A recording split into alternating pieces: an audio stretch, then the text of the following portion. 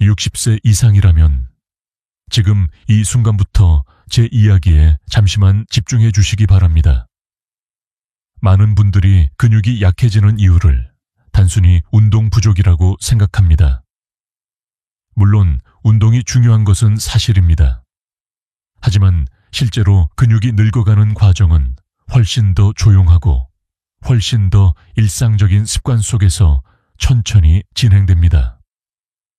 하루하루는 별 차이가 없어 보이지만 어느 날 갑자기 걸음이 느려지고 허벅지가 무거워지고 계단이 두려워지는 순간이 찾아옵니다. 이때 대부분은 너무 늦게 변화가 시작됐다는 것을 깨닫습니다. 더 큰 문제는 많은 분들이 이렇게 말한다는 점입니다. 나이가 들었으니 근육이 줄어드는 건 당연하다. 하지만 의학적으로 보면 이 생각은 절반만 사실입니다. 나이가 들면 근육이 감소하는 것은 자연스러운 변화이지만 그 속도는 얼마든지 늦출 수 있습니다. 어떤 분들은 70대, 80대가 되어도 근육의 탄력을 유지하며 걷기와 일상생활에 어려움을 거의 느끼지 않습니다. 이 차이를 만드는 것이 바로 오늘의 주제, 근육이 늙지 않는 사람들의 6일까지 생활 습관입니다. 오늘 내용을 끝까지 들으시면 근육을 지키는 핵심 습관 4가지, 근육을 약하게 만드는 위험 습관 3가지, 그리고 당장 집에서 시작할 수 있는 실천법까지 모두 알 수 있습니다.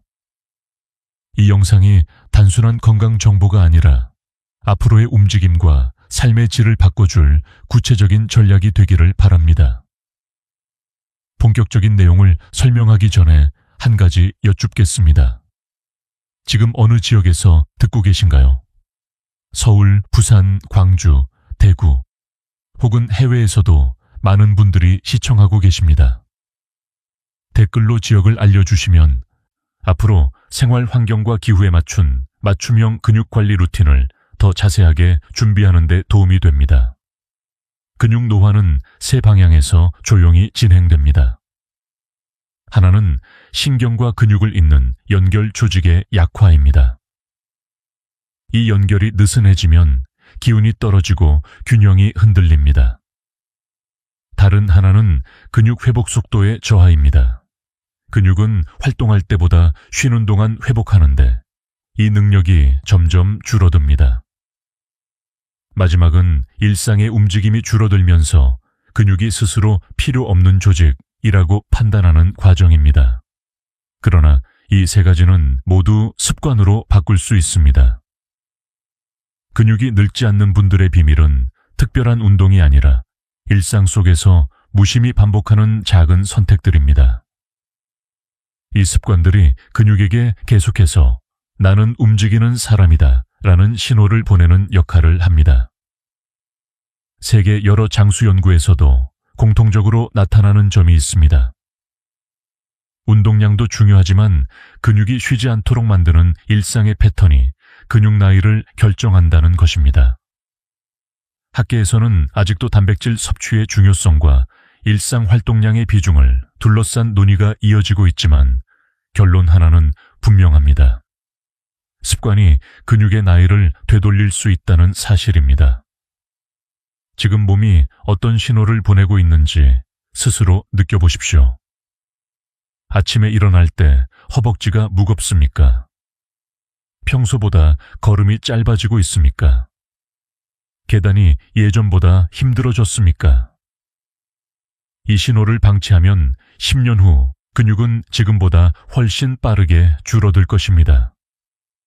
하지만 희망은 분명하게 존재합니다.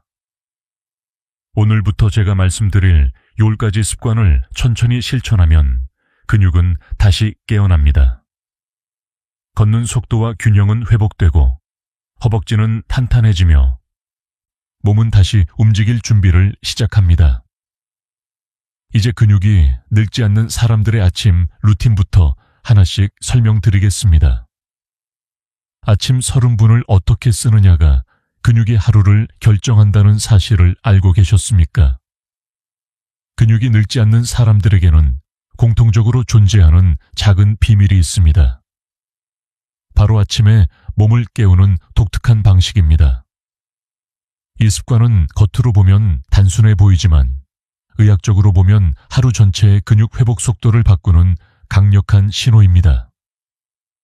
나이 들수록 아침의 움직임이 근육을 깨우는 결정적 순간이 됩니다. 우리가 잠을 자는 동안 근육은 회복을 준비하지만 동시에 굳어 있습니다. 밤새 움직임이 거의 없었기 때문입니다. 이때 바로 일어나 버리면 허벅지, 종아리, 허리, 어깨의 근막이 경직된 상태에서 갑작스러운 하중을 받게 되어 통증이나 약화가 빠르게 진행됩니다. 실제로 일어나는 순간 다리가 풀리는 느낌, 무릎이 흔들리는 느낌, 첫걸음이 무거운 이유가 여기에 있습니다. 하지만 근육이 늙지 않는 사람들은 아침의 이 약점 시간을 정확히 이용합니다. 그들의 몸은 눈 뜨는 순간부터 근육을 천천히 깨워 하루의 리듬을 준비합니다. 여기에는 과학적 원리가 있습니다. 근육에는 혈류를 받아들이는 모세혈관이 수없이 분포해 있는데 아침에는 이 혈관들이 좁아져 있습니다. 원활히 열어주지 않으면 근육이 영양과 산소를 충분히 받지 못합니다. 근육이 늙지 않는 사람들은 아침 움직임으로 혈관을 천천히 여는 과정을 자연스럽게 반복합니다. 이 과정은 근육주기, 신경 전달 속도, 균형 감각까지 모두 활성화합니다. 이 지점에서 흥미로운 학술 논쟁이 있습니다.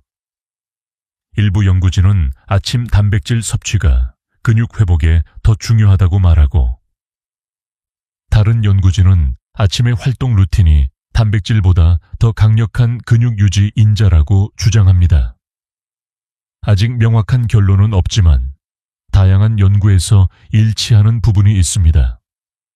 아침에 근육을 깨우는 습관이 있을 때 회복 속도와 근육 반응성이 하루 내내 높게 유지된다는 사실입니다.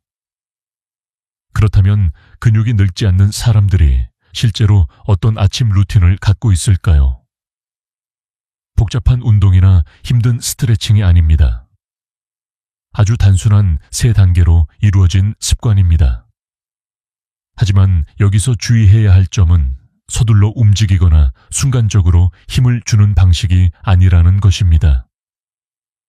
나이 든 근육은 천천히, 깊게, 일정하게 열어야 합니다. 이 과정이 혈관을 확장시키고 신경 신호를 깨우며 균형 감각을 부드럽게 되살립니다. 먼저 그들은 누운 상태에서 몸을 바로 일으키지 않습니다. 다리와 허리를 가볍게 풀어주며 몸의 흐름을 세우는 시간을 갖습니다. 이 짧은 준비 과정만으로도 근육은 갑작스러운 하중을 피하게 됩니다. 대부분의 노화성 통증은 급격한 체중 이동에서 시작되기 때문에 이 순간이 매우 중요합니다.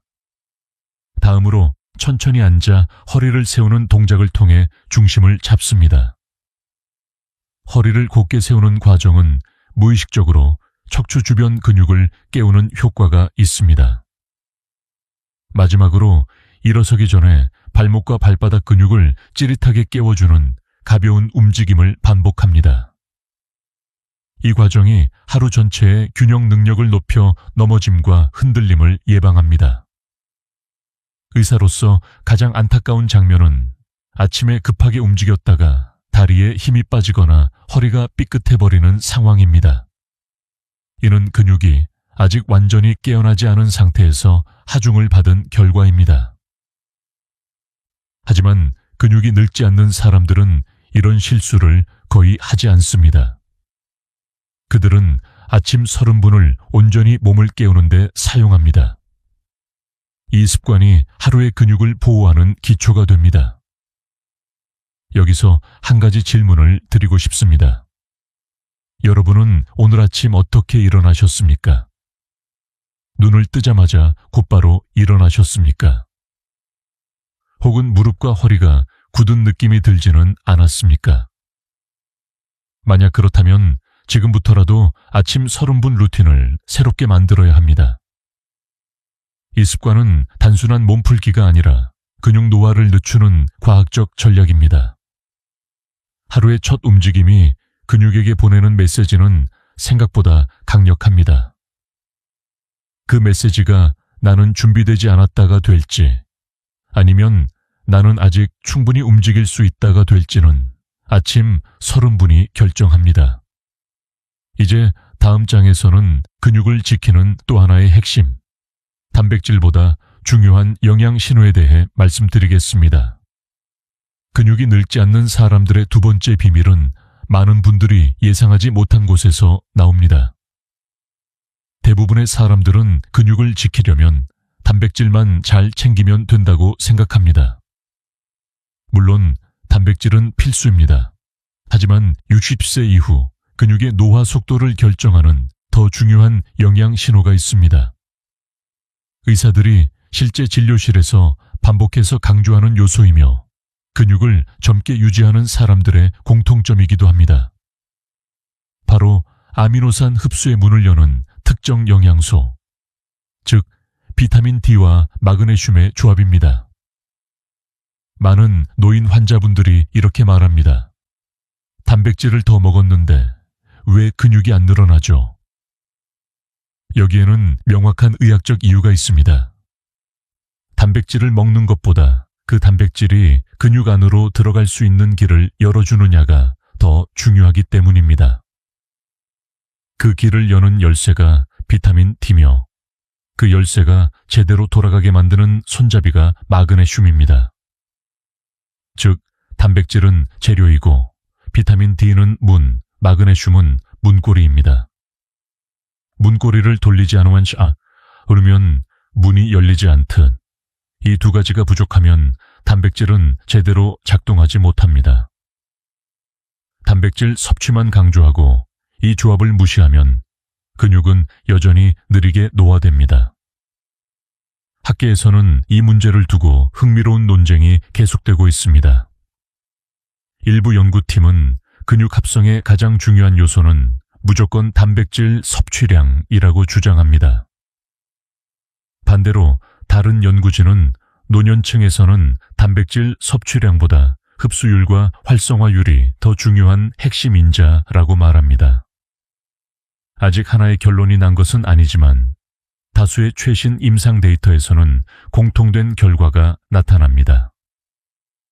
비타민 D가 낮은 사람은 단백질을 충분히 먹어도 근육 증가 속도가 41일 60% 느립니다. 그리고 이 수치는 60대 이후로 갈수록 차이가 더 크게 벌어집니다. 근육이 늙지 않는 사람들은 이 사실을 아주 자연스럽게 이해하고 있습니다. 그들은 아침 햇빛을 10분 정도 받습니다. 그들은 마그네슘이 풍부한 간단한 음식, 예를 들어 견과류 한 줌, 시금치나 브로콜리 반 접시, 또는 콩류를 습관적으로 챙깁니다. 음식이 화려하지 않습니다. 비싸지도 않습니다. 하지만 영양을 보내는 방식이 정확합니다. 여기에는 또 하나의 과학적 원리가 숨어 있습니다. 근육세포는 신호가 들어오지 않으면 움직이지 않습니다. 신호가 약해지면 단백질이 들어오지 못하고 근육이 회복될 타이밍을 놓칩니다. 나이 들수록 이 신호는 더 빨리 둔해집니다. 그러나 비타민 D와 마그네슘은 이 신호를 다시 날카롭게 만드는 스위치 역할을 합니다. 마치 오래된 전등에 새 정우를 끼우는 것처럼 근육의 반응성을 되살립니다. 여기서 조금 특별한 사실을 전해드리겠습니다. 비타민 D는 근육의 힘줄과 인대를 강화하는 데도 중요한 역할을 합니다. 따라서 이 영양소가 부족하면 근육만 약해지는 것이 아니라 힘줄의 탄성도 떨어집니다. 결과적으로 갑작스런 통증, 무릎 흔들림, 손과 발의 약화가 함께 찾아옵니다. 반대로 비타민 D 수치가 안정된 사람은 균형 감각이 좋아지고 근육 긴장도가 일정하게 유지됩니다. 이쯤에서 질문 하나를 드리고 싶습니다. 여러분은 단백질만 챙기고 있지는 않습니까? 혹은 햇빛을 충분히 쬐지 못하고 있지는 않습니까? 마그네슘이 들어있는 음식을 하루에 어느 정도 드시나요? 만약 이 중 하나라도 자신이 부족하다고 느껴진다면 근육이 단백질을 받아들이는 문이 닫혀 있을 가능성이 높습니다. 그러니 이 조합을 단순한 영양 정보가 아니라 근육이 늙지 않는 사람들의 핵심 습관이라고 생각하셔야 합니다. 근육은 나이가 들어도 다시 살아날 수 있습니다. 하지만 그 시작은 단백질이 아니라 흡수의 문을 여는 것입니다. 그리고 그 문을 여는 데 필요한 준비물이 바로 비타민 D와 마그네슘입니다. 다음 장에서는 많은 분들이 간과하는 일상의 함정, 오래 앉아있는 시간이 어떻게 근육 나이를 빠르게 올리는지, 그리고 근육이 늙지 않는 사람들이 이 시간을 어떻게 쪼개는지 알려드리겠습니다. 앉아있는 시간이 얼마나 근육을 빠르게 늙게 만드는지 알고 계신가요? 많은 분들이 나는 운동을 하니까 괜찮다라고 생각합니다. 하지만 의학적으로 보면 운동보다 더 강력하게 근육 노화를 가속하는 것이 바로 오랜 시간의 좌식 생활입니다. 하루 총 운동량이 같더라도 앉아있는 시간이 길면 근육 손실 속도는 2배 가까이 빨라진다는 연구가 꾸준히 나오고 있습니다.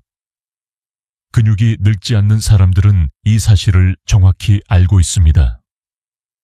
그래서 그들은 운동보다 앉아있는 시간을 쪼개는 습관을 훨씬 더 중요하게 생각합니다. 먼저 왜 앉아있음이 위험한지 설명드리겠습니다. 우리 근육에는 혈관과 림프관이 모세혈관처럼 촘촘히 퍼져 있습니다.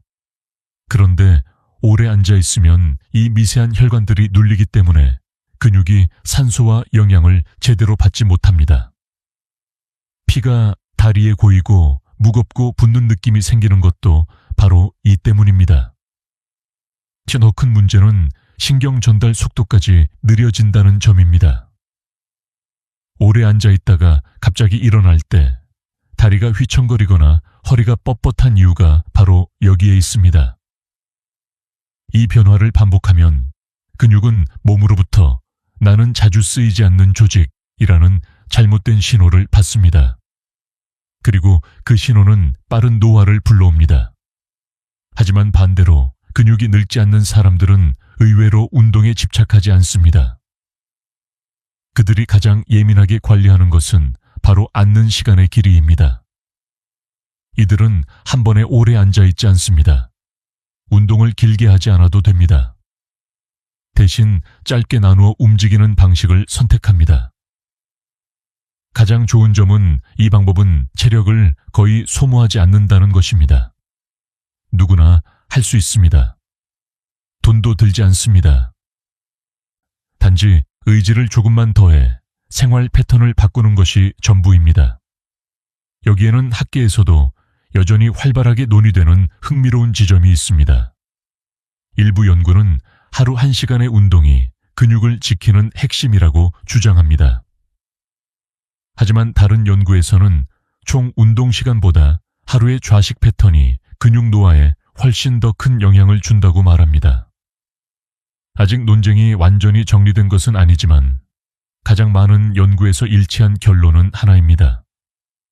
앉아있는 시간을 쪼개는 것이 근육 노화를 늦추는데 매우 큰 효과가 있다. 그렇다면 근육이 늙지 않는 사람들은 어떻게 이 시간을 쪼갤까요? 그들의 방법은 5가지로 요약됩니다. 첫째, 30-40분 이상 연속으로 앉지 않는다는 원칙을 지킵니다. 이들은 굳이 운동을 하지 않아도 됩니다. 그저 자리에서 일어나 몸의 하중을 다리에 다시 전달하는 것만으로도 근육은 깨어납니다. 하지 혈관은 10초만 서 있어도 혈류량이 다시 올라갑니다. 둘째, 자리에서 일어난 뒤 허벅지 앞쪽과 뒤쪽을 동시에 쓰는 작은 움직임을 합니다. 계단을 오르지 않아도 됩니다. 그냥 제자리에서 다리를 한 번씩 들었다 놓는 것만으로도 충분합니다. 이 움직임이 근육에게 나는 여전히 사용되는 조직이다 라는 신호를 정확하게 보냅니다. 셋째, 앉는 자세 자체를 자주 바꿉니다. 이것도 큰 도움이 됩니다.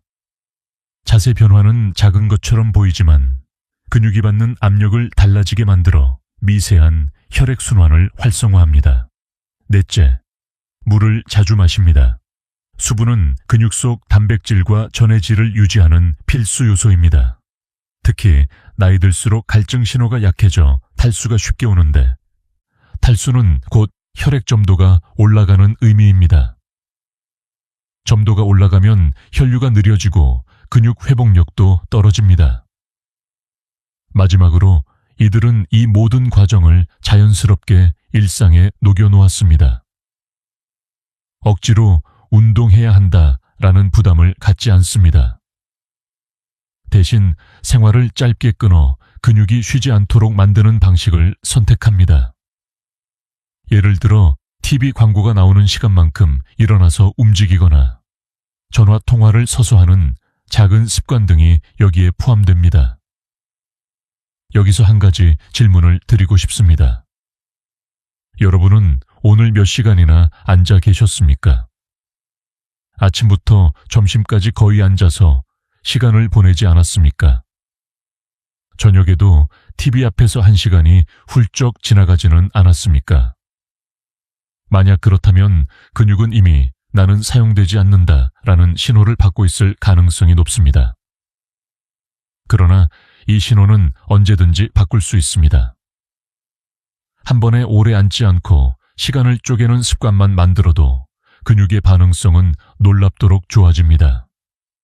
나이가 들어도 탄력 있고 안정적인 근육을 유지하는 비밀은 크게 어렵지 않습니다. 쪼개기 습관 하나면 충분합니다. 다음 장에서는 근육을 오래 젊게 만드는 또 하나의 핵심, 호흡과 혈류를 동시에 바꾸는 깊은 호흡 습관에 대해 설명하겠습니다.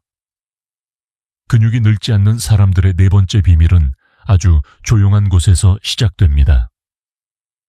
바로 하루 한 번의 깊은 호흡 습관입니다. 많은 분들이 호흡을 단순히 숨 쉬는 과정으로만 생각합니다. 하지만 의학적으로 보면 호흡은 근육의 혈류량, 긴장도, 회복 속도를 결정하는 중요한 생리작용입니다. 특히 60세 이후에는 호흡 패턴이 근육의 나이를 직접적으로 바꿉니다. 근육이 젊게 유지되는 사람들은 결코 힘든 운동만 하는 것이 아니라 몸속에서 근육을 되살리는 가장 기본적인 신호인 호흡을 정확하게 사용하고 있습니다. 먼저 왜 호흡이 근육과 깊이 연결되어 있는지 살펴보겠습니다. 우리 몸의 근육은 혈액을 통해 산소와 영양을 공급받습니다. 그런데 나이가 들면 호흡이 얕아지고 가슴 위쪽에서만 숨을 쉬는 패턴으로 바뀌기 쉽습니다. 이 얕은 호흡은 폐의 하부까지 공기를 보내지 못하여 산소 전달이 감소합니다. 산소가 부족하면 근육은 금방 피로해지고 회복 속도는 느려지며 근육세포는 효율적으로 작동하지 못합니다. 결과적으로 근육은 더 빨리 약해지고 통증과 떨림이 나타나기 쉬운 상태가 됩니다. 반대로 깊은 호흡은 근육 전체에 혈류를 강하게 밀어넣는 역할을 합니다. 흉곽과 횡격막이 크게 움직이며 복부까지 공기가 들어가게 되면 혈액의 산소 포화도가 증가합니다. 이 변화는 근육이 젊음을 유지하는 데 필수적인 과정입니다. 근육이 항상 충분히 공급받고 있다는 상태는 회복 속도를 높이고 긴장을 완화하며 근육의 탄력과 안정감을 지켜줍니다. 근육이 늙지 않는 사람들은 의식적으로 이 호흡을 하루에 몇 분이라도 실천합니다. 여기에는 의학적으로 매우 흥미로운 사실이 있습니다. 깊은 호흡은 단순히 산소를 늘리는 수준에 그치지 않습니다. 근육에 있는 모세혈관을 넓히고 신경 전달 속도까지 높이는 효과가 있습니다. 즉, 호흡 하나로 혈류와 신경 기능이 동시에 좋아지는 셈입니다. 이런 이유로 재활의학과 노인의학과에서는 근육 약화 환자에게 호흡법 교육을 가장 먼저 시행하기도 합니다. 이 부분에 대해 학계에서도 논쟁이 이어집니다. 일부 연구팀은 깊은 호흡이 신체 전체에 스트레스 호르몬을 낮추고 근육 회복을 촉진한다고 말합니다. 반면 다른 연구팀은 실제 근육량 변화에는 큰 영향을 미치지 않는다고 주장합니다. 하지만 많은 연구에서 공통된 점은 있습니다. 깊은 호흡이 근육 기능과 균형 감각을 개선해 근육이 느끼는 나이를 낮춘다는 사실입니다. 즉, 근육량 증가만이 근육의 젊음을 결정하는 것이 아니라 근육이 받는 혈류와 신경신호가 훨씬 더 중요하다는 것입니다. 그렇다면 근육이 늙지 않는 사람들은 어떤 방식의 호흡을 실천하고 있을까요? 크게 3단계로 이루어집니다. 첫째, 4초 들이마시기입니다. 횡격막을 아래로 충분히 내리면서 코로 깊게 들이마십니다.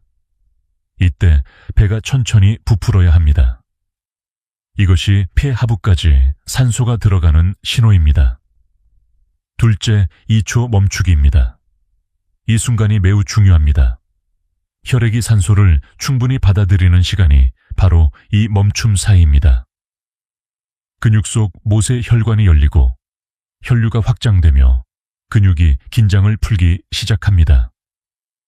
셋째, 6초 내쉬기입니다. 천천히, 길게, 부드럽게. 이 과정에서 몸의 긴장이 자연스럽게 풀리고 과도한 교감신경이 줄어들어 근육의 안정 상태가 만들어집니다.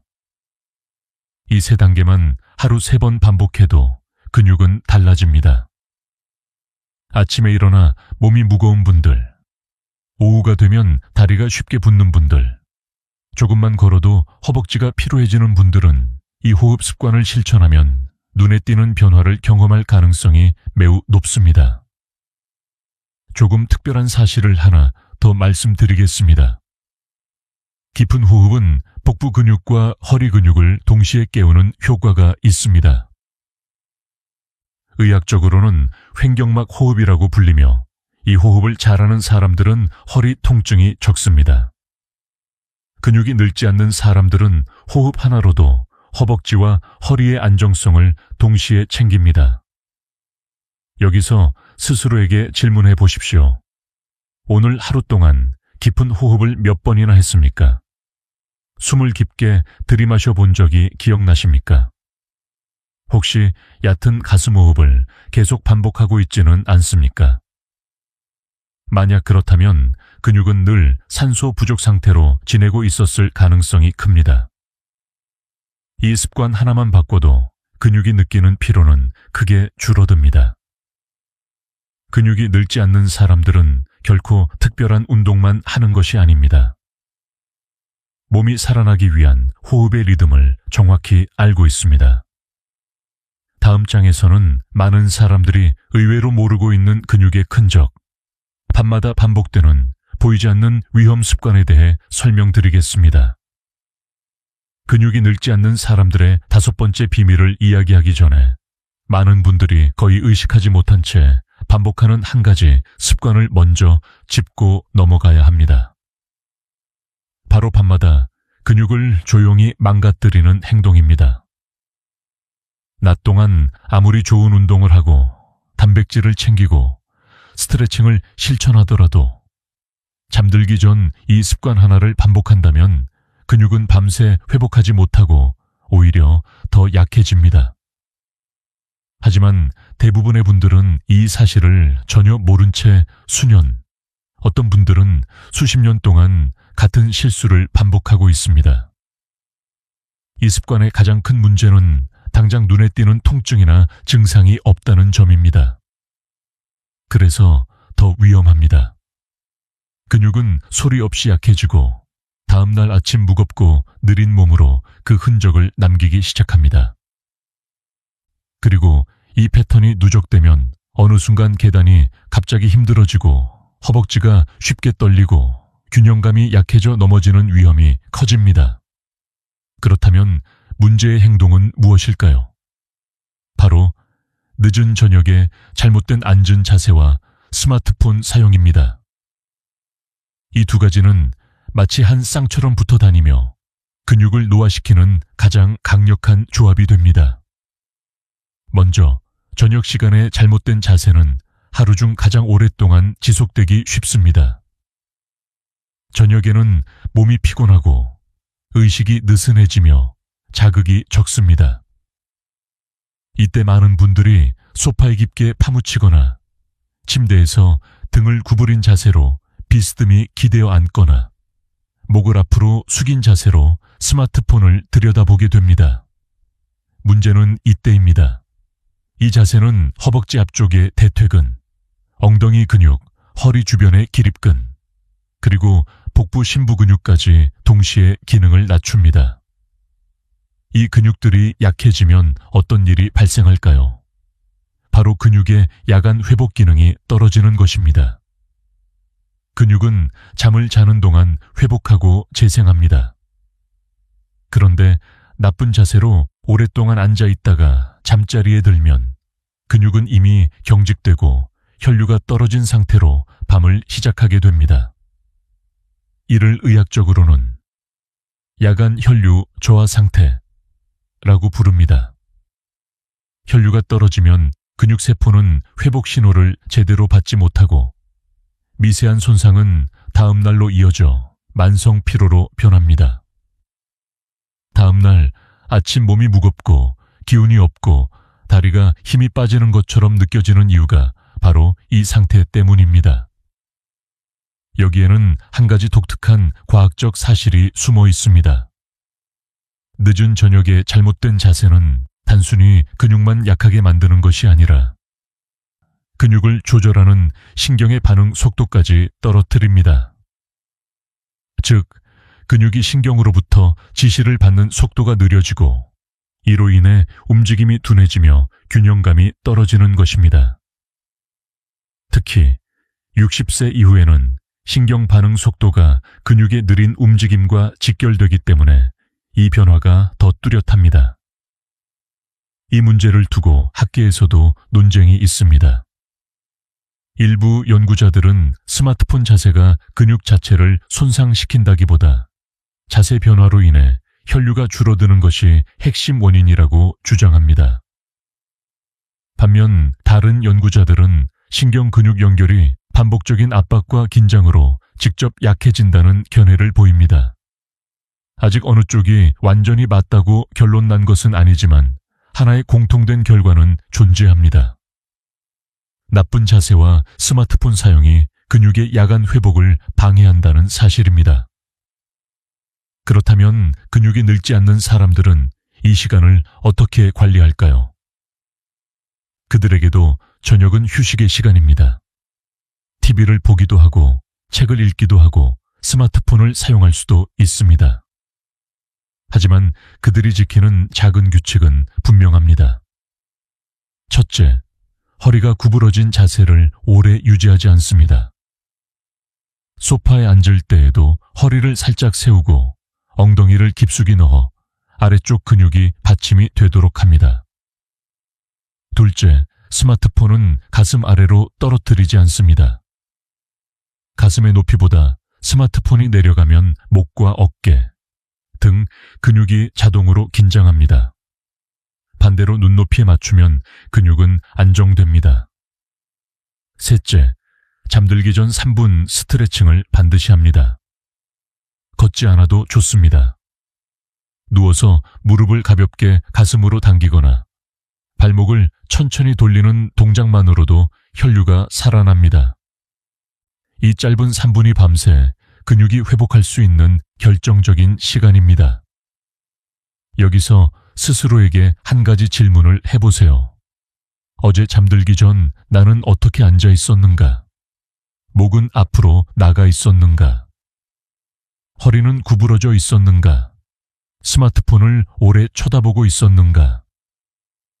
만약 이 중 하나라도 해당된다면 근육은 어젯밤 제대로 회복하지 못했을 가능성이 높습니다. 하지만 다행인 것은 이 습관은 단 하루만 해도 바꿀 수 있다는 점입니다. 그리고 그 변화는 다음 날 아침 몸의 가벼움으로 곧바로 나타납니다. 다음 장에서는 많은 분들이 좋다고 믿지만 사실은 근육을 손상시키는 또 다른 행동, 바로 지나친 스트레칭의 함정에 대해 말씀드리겠습니다. 스트레칭은 많은 분들이 좋은 것이라고 믿습니다.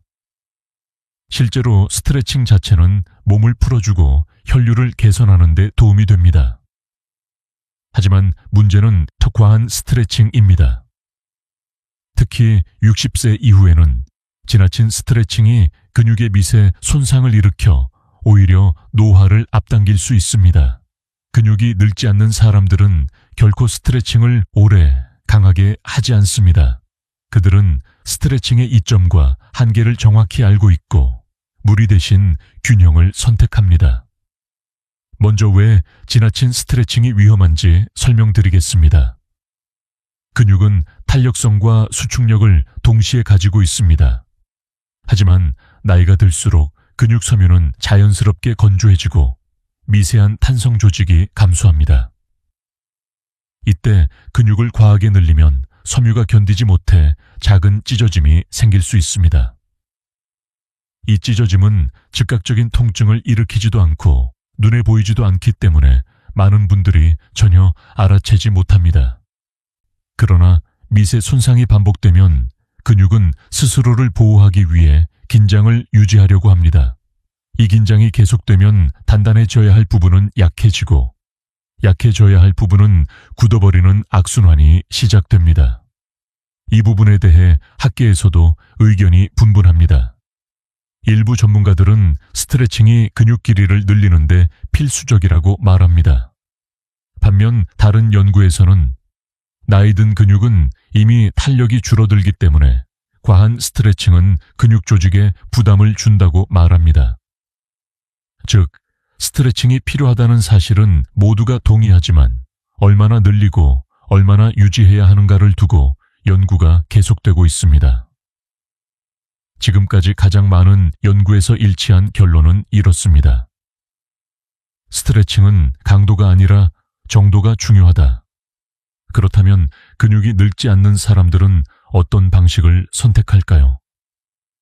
그들은 오랫동안 근육을 쭉 늘리는 스트레칭을 하지 않습니다. 대신 다음 세 가지 원칙을 지킵니다. 첫째, 10초 이내의 짧은 늘림입니다. 근육이 긴장된 상태에서 길게 늘리는 것은 위험합니다. 짧게 당기고 바로 풀어주는 방식이 고령 근육에게는 가장 안전하고 효과적입니다. 둘째, 동적인 움직임을 포함합니다. 근육이 완전히 고정된 상태에서 늘어나는 것은 압력을 증가시킵니다. 반면 가벼운 회전, 흔들기, 부드러운 흔들림은 근육이 자연스럽게 열리게 만듭니다. 예를 들어 허벅지를 늘릴 때 다리를 가볍게 흔들며 풀어주는 것이 정적인 스트레칭보다 안전합니다. 셋째, 통증이 느껴지는 지점, 바로 전에서 멈춥니다. 많은 분들이 아픈 지점까지 늘려야 잘 풀린다고 잘못 알고 있습니다. 하지만 그 지점이 바로 미세 손상이 시작되는 구간입니다. 근육이 늙지 않는 사람들은 절대 그 지점을 넘어서지 않습니다. 그들은 몸의 감각을 존중합니다. 의사로서 진료실에서 자주 듣는 말이 있습니다. 스트레칭을 열심히 했는데 오히려 더 아파요. 이 말은 단지 스트레칭을 했다는 것이 문제가 아닙니다. 과한 스트레칭을 했기 때문입니다. 근육이 이미 약해진 상태에서 무리하게 늘리면 근육은 회복보다 손상에 더 많은 에너지를 써야 합니다. 그 결과 통증과 피로, 무거운 느낌이 이어지고 다음날 몸이 쉽게 지치는 현상이 나타납니다. 조금 생소할 수 있지만 중요한 사실도 있습니다. 과한 스트레칭은 혈액의 재분배를 방해합니다. 근육을 강하게 늘리면 혈액이 순간적으로 흩어지고 주변 조직으로 빠르게 분산됩니다. 이 과정이 반복되면 근육은 안정적으로 회복할 시간을 잃습니다. 반대로 부드러운 스트레칭은 혈류를 안정적으로 올려주기 때문에 근육 회복을 돕습니다. 그래서 고령층에게는 부드러운 스트레칭이 기준이 됩니다. 여기서 스스로에게 물어보십시오. 혹시 스트레칭을 하면 몸이 시원하기는 한데 다음날 무거워지는 경험을 한 적이 있습니까? 또는 허리를 세게 늘린 후 오히려 허리가 더 굳은 경험이 있습니까? 팔꿈치나 종아리를 강하게 당긴 뒤 욱신거림이 남아있지는 않았습니까? 만약 이런 경험이 있다면 스트레칭이 문제였던 것이 아니라 스트레칭의 강도가 문제였을 가능성이 매우 높습니다. 근육이 늙지 않는 사람들은 이렇게 말합니다. 스트레칭은 세게가 아니라 부드럽게 해야 한다. 그리고 그 부드러움이 근육의 젊음을 지키는 비결입니다. 다음 장에서는 또 다른 틈새 위험. 많은 분들이 전혀 의식하지 못하는 단 음식의 조용한 공격이 근육을 어떻게 늙게 만드는지 설명드리겠습니다. 근육이 늙지 않는 사람들의 6번째 비밀을 설명하기 전에 많은 분들이 거의 신경 쓰지 않는 또 하나의 위험 요소를 짚어야 합니다. 바로 단 음식이 근육을 조용히 공격하는 과정입니다. 대부분 단 음식은 살이 찌고 혈당에만 영향을 준다고 생각하지만 실제로 단 음식이 가장 먼저 약화시키는 것은 근육의 미세, 섬유와 혈관 기능입니다. 특히 60세 이후에는 이 영향이 더 빠르고 더 깊게 나타납니다. 그런데도 많은 분들이 달콤한 것은 조금 먹어도 괜찮다고 가볍게 여기며 스스로 근육을 약하게 만드는 습관을 반복합니다.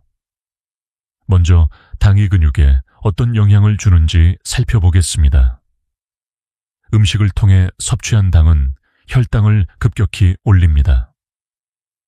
이때 몸에서는 혈당을 낮추기 위해 인슐린이 분비되는데 이 과정에서 과잉 당분이 근육보다 지방 조직으로 먼저 이동하는 현상이 나타납니다.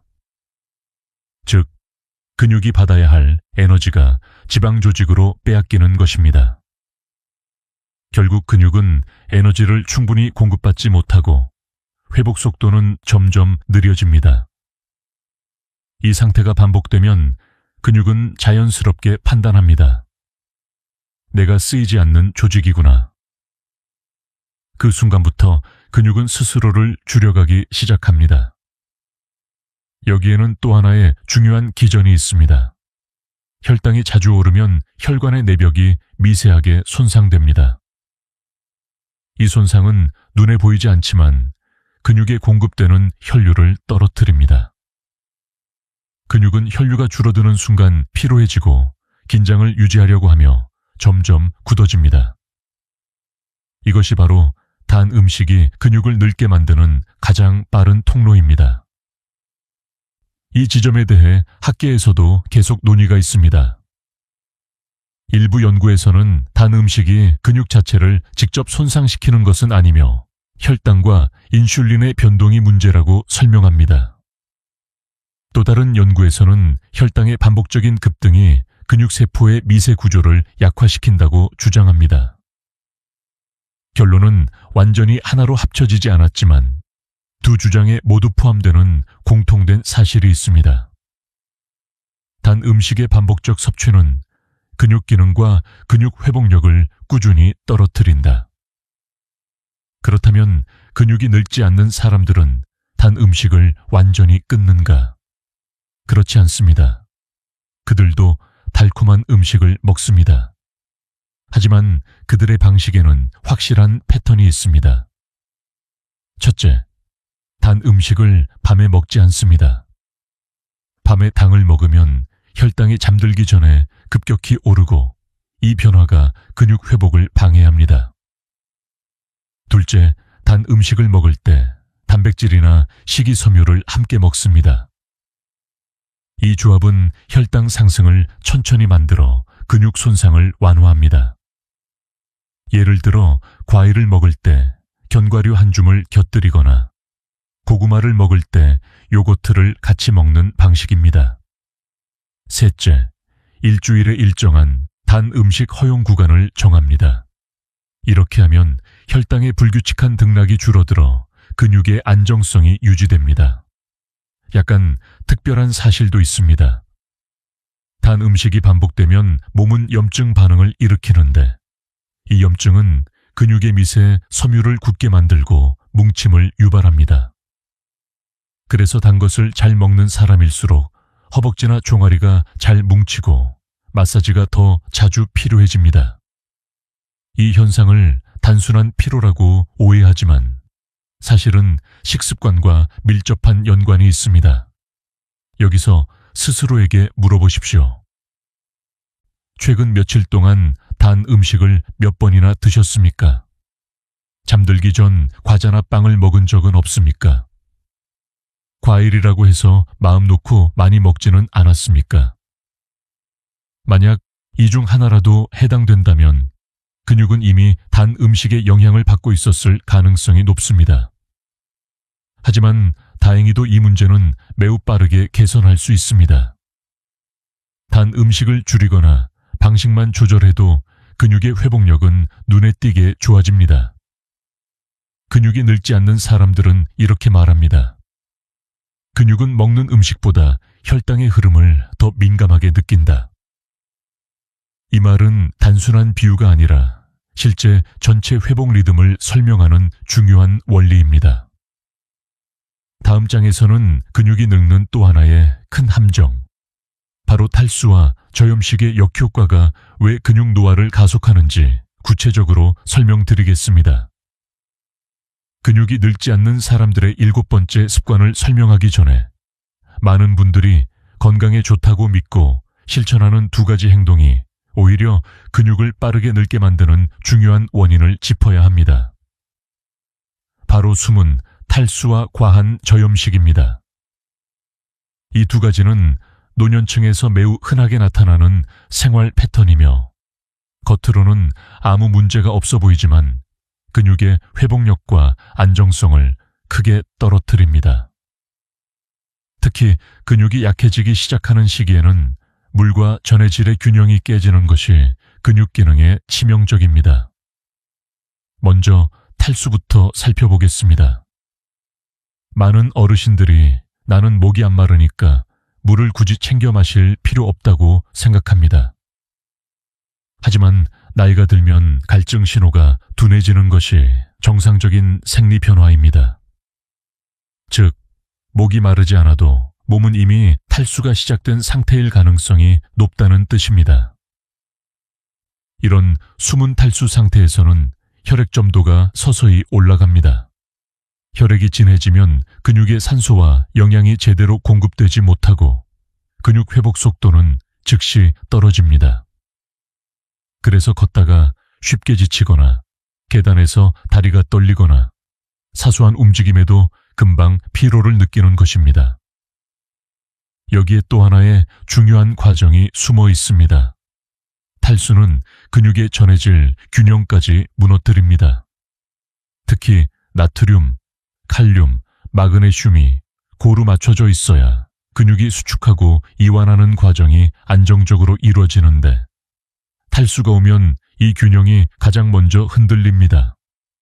이때 나타나는 대표적인 신호가 바로 쥐가 나는 증상, 근육 경련, 허벅지나 종아리의 묵직함입니다. 이것이 단순한 피로가 아니라 생리적 탈수에 의한 근육 기능 저하라는 것을 아는 사람은 많지 않습니다. 이 문제에 대해 학계에서도 논쟁이 있습니다. 일부 연구는 근육 노화의 핵심 원인을 수분 부족으로 설명합니다. 반면 다른 연구는 전해질의 비율 문제가 실제 손상 요인이라고 말합니다. 하지만 두 연구의 결론은 공통적입니다. 탈수는 근육 기능을 빠르게 떨어뜨리고 회복 속도를 최소 30-50% 늦춘다. 탈수만큼이나 위험한 것이 바로 지나친 저염식입니다. 저염식은 고혈압 환자에게 필요할 수 있지만 과도하게 소금을 제한하면 근육 기능은 빠르게 나빠집니다. 근육은 수축할 때 전해질을 사용하고 특히 나트륨은 근육신경 신호를 전달하는 핵심 역할을 합니다. 그런데 나트륨이 지나치게 부족하면 근육은 제 기능을 수행하지 못하고 금방 피로해집니다. 특히 60세 이후에는 나트륨 부족이 어지럼증, 균형 저하, 다리 힘 약화 등과 직결됩니다. 많은 노년층이 저염식으로 인해 오히려 더 심한 피로를 느끼고 근육이 잘 떨리고 걸음이 불안정해지는 이유가 바로 여기에 있습니다. 문제는 본인이 소금을 너무 제한했다는 사실을 모른다는 점입니다. 싱겁게 먹어야 건강하다라는 생각이 지나쳐 근육을 약하게 만드는 것입니다. 근육이 늙지 않는 사람들은 탈수와 저염식의 위험을 정확히 알고 있습니다. 그래서 그들은 수분과 전해질을 다음과 같은 방식으로 관리합니다. 첫째, 물을 몰아서 마시지 않고 하루 종일 조금씩 나누어 마십니다. 이 방식이 혈액 점도를 가장 안정적으로 유지합니다. 둘째, 지나친 저염식 대신 적정 염분을 확보합니다. 음식이 너무 싱겁게 느껴지면 약간의 소금을 더하는 것이 오히려 몸에 이롭습니다. 특히 땀이 많이 나는 날, 걷기나 가벼운 운동을 한 날은 더 중요합니다. 셋째, 마그네슘과 칼륨이 많은 음식을 자연스럽게 포함합니다. 시금치, 콩류, 바나나, 토마토, 견과류 등은 근육 전해질 균형을 유지하는 데 큰 도움이 됩니다. 여기서 스스로에게 물어보십시오. 오늘 물을 몇 잔 마셨습니까? 싱겁게 먹는다고 자신하지만 혹시 지나친 제한을 하고 있지는 않습니까? 최근 다리가 자주 떨리거나 쥐가 난 적은 없습니까? 만약 하나라도 해당된다면 근육이 느끼는 나이는 실제 나이보다 훨씬 더 앞서가 있었을 가능성이 큽니다. 하지만 좋은 소식도 있습니다. 수분과 염분은 바로 조절할 수 있는 요소이며 그 효과는 대부분 하루 이틀이면 나타납니다. 근육이 늙지 않는 사람들의 핵심은 복잡한 운동이 아니라 이런 섬세한 균형을 꾸준히 유지하는 데 있습니다. 다음 장에서는 지금까지의 모든 좋은 습관을 하나로 묶어 근육이 젊은 사람들에게서 공통적으로 발견되는 정서적 안정과 회복의 패턴을 설명해 드리겠습니다. 지금까지 근육이 늙지 않는 사람들의 7가지 습관을 하나씩 살펴보았습니다. 이제 그들의 생활을 조금 다른 각도에서 바라보겠습니다.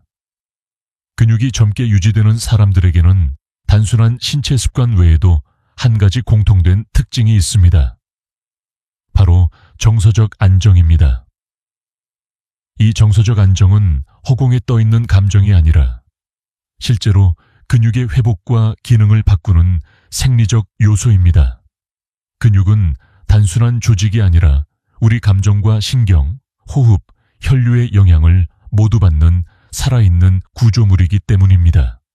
먼저 왜 정서가 근육과 연결되어 있는지 설명드리겠습니다. 몸은 스트레스를 받으면 교감신경이 활성화됩니다.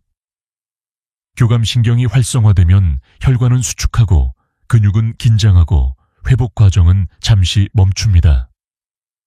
반대로 정서적으로 안정된 상태에서는 부교감신경이 활성화되어 혈관이 부드럽게 열리고 근육은 회복 모드로 전환됩니다.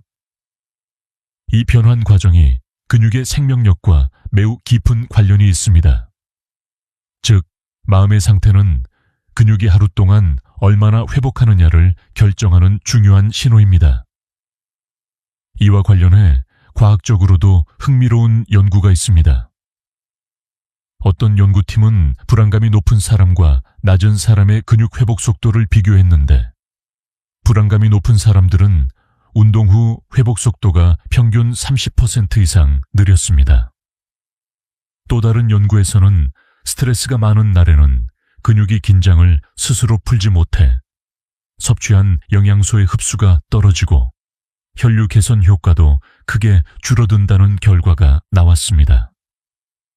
여기서 많은 학자들이 합의한 결론이 있습니다.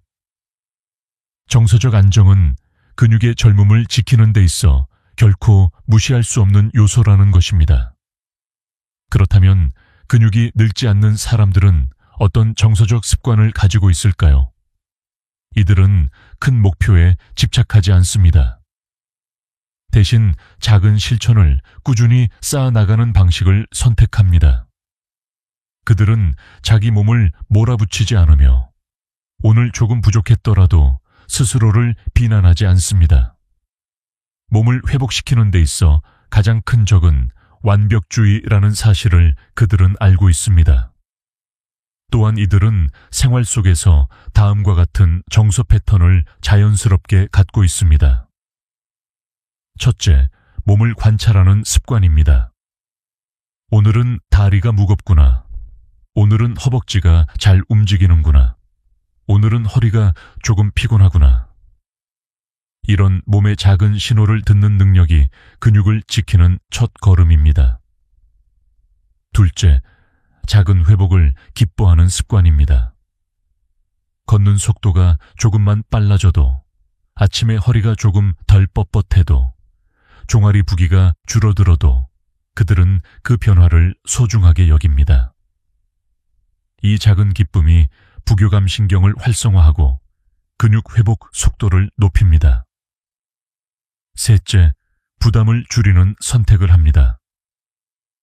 과한 운동을 하지 않고 너무 강한 스트레칭을 하지 않고 몸이 보내는 경고를 무시하지 않습니다.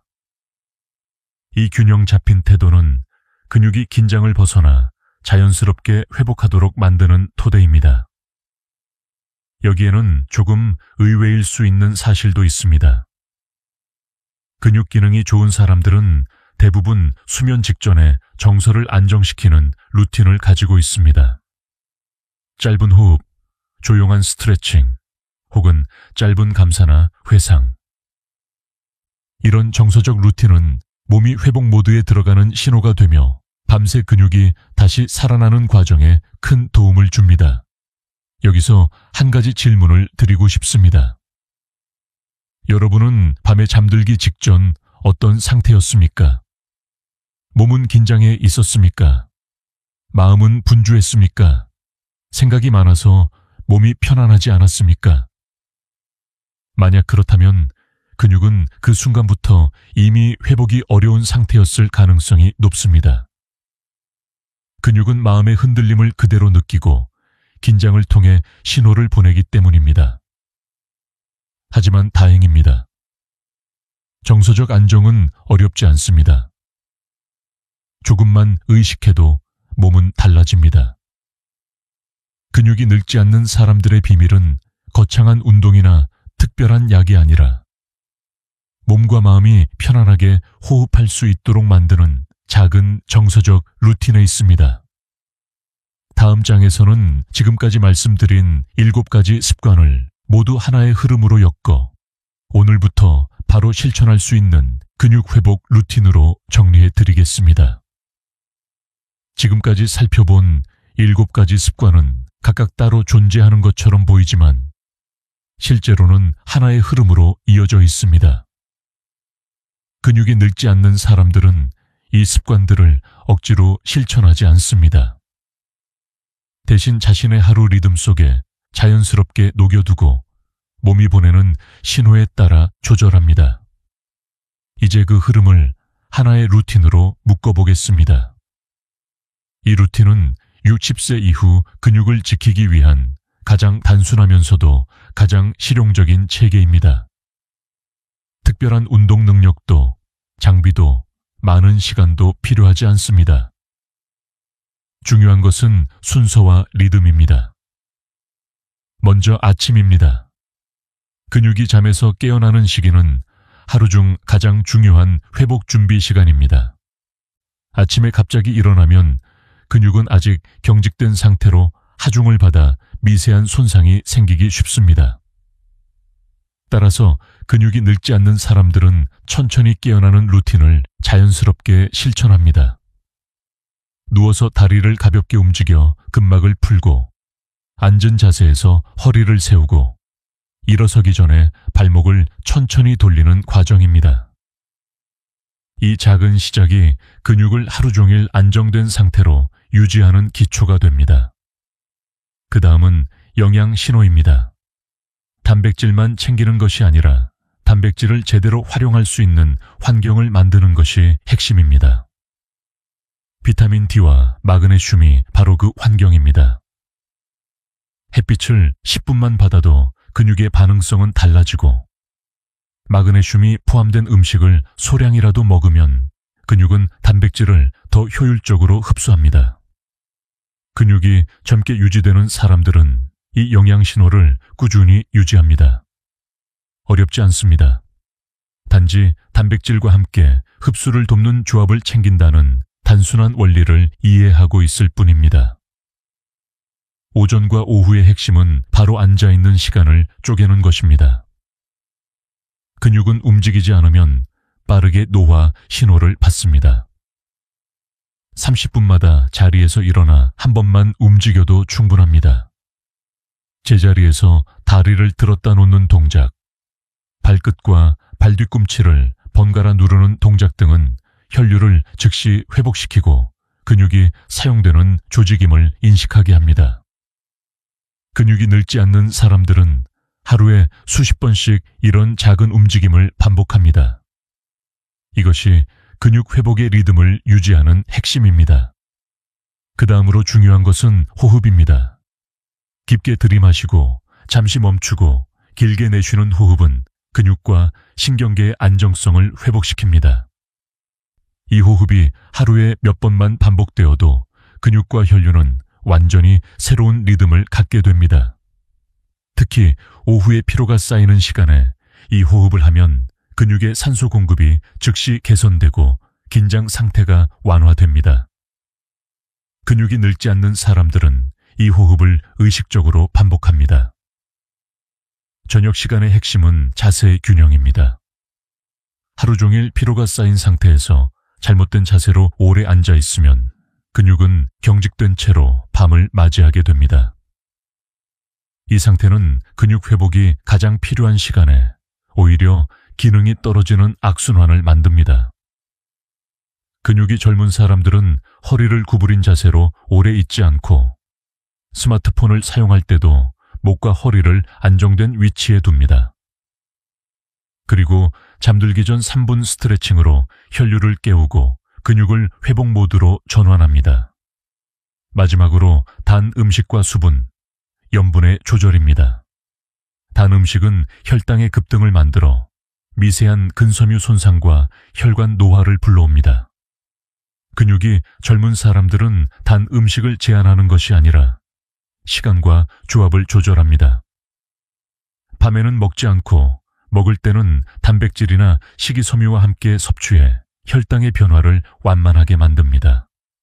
또한 물과 전해질의 균형을 유지해서 근육이 안정적인 환경에서 회복할 수 있도록 돕습니다. 이 모든 과정을 하나로 묶어보면 근육은 다음과 같은 신호를 받습니다. 나는 여전히 사용되는 조직이다. 나는 충분한 영양을 받고 있다. 나는 회복할 수 있는 환경에 있다. 이 신호가 반복될 때 근육의 실제 나이는 서서히 뒤로 밀립니다. 여기서 스스로에게 물어보십시오. 오늘 하루 동안 나는 근육에게 어떤 신호를 보냈는가? 쉬라는 신호였는가? 아니면 살라는 신호였는가? 근육은 여러분의 선택을 듣고 있습니다. 그리고 그 선택은 언제든지 바꿀 수 있습니다. 다음 장에서는 이 모든 습관이 실제 삶에서 어떤 변화를 만드는지, 그리고 오늘부터 시작할 수 있는 단순한 실천법과 함께 마지막 격려의 메시지를 전하겠습니다. 지금까지 살펴본 7가지 습관은 단순한 건강 정보가 아닙니다. 여러분의 근육이 앞으로 어떤 속도로 나이를 먹을지, 그리고 앞으로의 10년, 20년을 어떤 몸으로 살아갈지를 결정하는 선택의 목록입니다. 많은 분들이 근육을 잃기 시작한 후에야 뒤늦게 그때 더 일찍 시작할 걸이라고 말합니다. 하지만 여러분은 지금 이 영상을 듣고 있습니다. 이 순간이 바로 근육을 지키기 위한 가장 빠른 출발점입니다. 근육은 나이가 들어도 회복할 수 있습니다. 근육의 세포는 생각보다 훨씬 강하고 변화에 민감하며 지금부터 시작하는 작은 습관 하나에도 반응합니다. 오늘부터 일어나는 방식, 앉아있는 시간의 길이, 단 음식을 먹는 시간, 물을 마시는 리듬, 밤의 자세, 그리고 깊은 호흡의 반복이 근육에게 확실한 메시지를 보냅니다. 나는 아직 움직이는 몸이다. 근육은 이 신호를 기억합니다. 그리고 그 기억이 쌓일수록 여러분의 근육은 젊어집니다. 지금 여러분께 조용히 말씀드리고 싶은 것이 있습니다. 절대 늦지 않았습니다. 몸은 여러분이 생각하는 것보다 훨씬 더 잘 회복하고 훨씬 더 강해질 수 있습니다. 오늘 영상에서 들은 내용 중 단 한 가지만이라도 실천해 보십시오. 그 변화는 내일 아침 몸의 가벼움으로, 일주일 뒤 걷는 속도로, 한 달 뒤 계단을 오르는 자신감으로 나타날 것입니다. 이제 여러분께 마지막으로 부탁드립니다. 오늘 영상에서 가장 놀라웠던 습관은 무엇이었나요? 댓글에 남겨주시면 여러분의 생활 패턴에 맞는 더 구체적인 조언을 준비하는 데 큰 도움이 됩니다. 좋아요와 구독은 더 많은 분들에게 이 정보를 전달하는 데 힘이 됩니다. 그리고 가족이나 친구, 함께 건강을 지키고 싶은 분들에게 이 영상을 공유해 주세요. 여러분의 한 번의 클릭이 누군가의 10년 후 근육을 지켜줄 수도 있습니다. 마지막으로 잊지 마십시오. 근육은 바로 오늘부터 다시 시작할 수 있습니다. 몸은 여러분을 기다리고 있습니다.